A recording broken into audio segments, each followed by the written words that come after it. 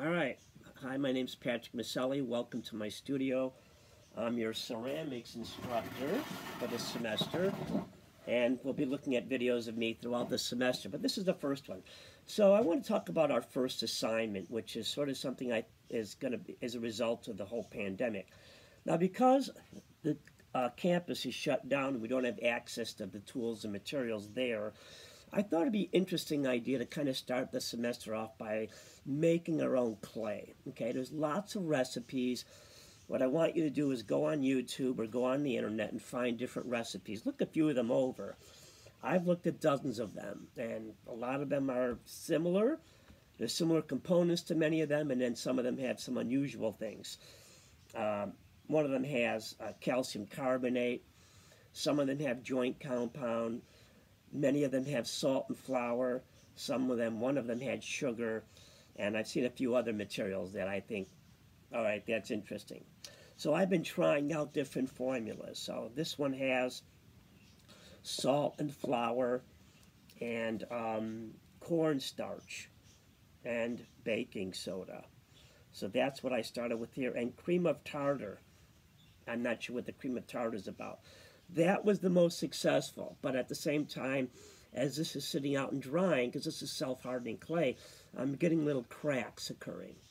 So that having happened, I mixed up another batch using flour and water and salt, and I also put paper pulp in here. So I took a roll of toilet paper, soaked it in water, and made this stuff. Now, this is okay. It's a little lumpy because I didn't break up the toilet paper enough, and to do that you needed a mixer, and I wanted to try to do this without you having to have too many things like mixers or blenders or joint compound or something from the hardware store. I wanted you to be able to make this from simple household materials.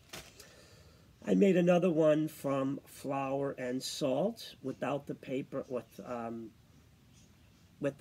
fact, that goes with the paper, but this one I made up. It has all-purpose flour, Elmer's glue, olive oil, hand moisturizer, vinegar, baking powder, and a few other ingredients. That was the most complex, but the problem with this one is, see, it doesn't have any body. It just sort of sags. See that? And I've been adding more and more flour in it, and it's still not keeping its shape. So the most successful one I have here is the baking soda. This is actually the water, flour, salt, and cream of tartar with a little bit of oil in it. That's been the most successful. I want you to find your own, but I'm just going to show you what I want you to do. Once you've tried a few recipes, or at least tried one, and keep all your results. Don't take something and throw it out because it didn't work. I want you to post your results on Canvas. We're going to talk about these in our second class to see how you did. So I'm taking this recipe. I got a little banding wheel here. It was a little wheel that you use to you make stuff on. This is a little cheapy banding wheel. I'm going to make a little ball out of my self-hardening clay, press it into a little patty, like so, and then I'm going to take a little water on my finger, like this, wet the edges of it, like so, a little bit, not a lot. Then I'm going to take a little bit more and roll a little coil. So I want you to play around with different formulas, and once you've discovered a formula you like, I want you to try making a little vessel out of it. Okay, that typically means some strategy like this, though you could roll it or press it into flat pieces and then wrap it around a tube of some kind, like a, who knows, an orange juice container, I don't know, something you find.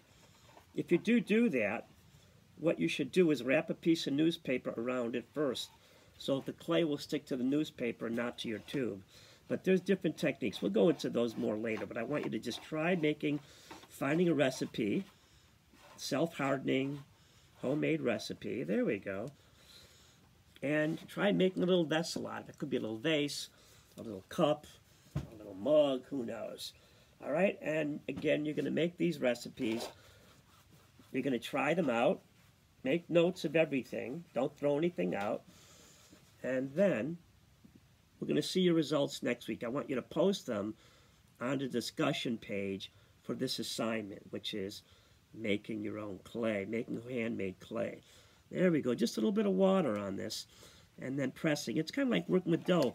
Actually, this is all edible materials, so I could actually, you know, bake this. You know, this one has been sitting out and just hardening on its own. It's still drying. I made it a couple days ago. So I want you to do that. The basic assignment here. You know, lots of fun recipes. Again, I think this is a good opportunity for us to try something different, to make our own clay. Because if we do get shut down and we don't have access to a kiln, then it'll be nice to be able to have a fallback, which this can be. Though I want us to get us the hands into more traditional clay. Okay, so there we go. Now we keep adding to it, building it up, and who knows, making something. Okay, so there you go. There's your first assignment. I'll put more information on Canvas under your first assignment, and you know, we'll meet with you on. We'll have met already, or maybe not. So okay, so there you go. Handmade clay. Take a shot at it, and we'll see what happens.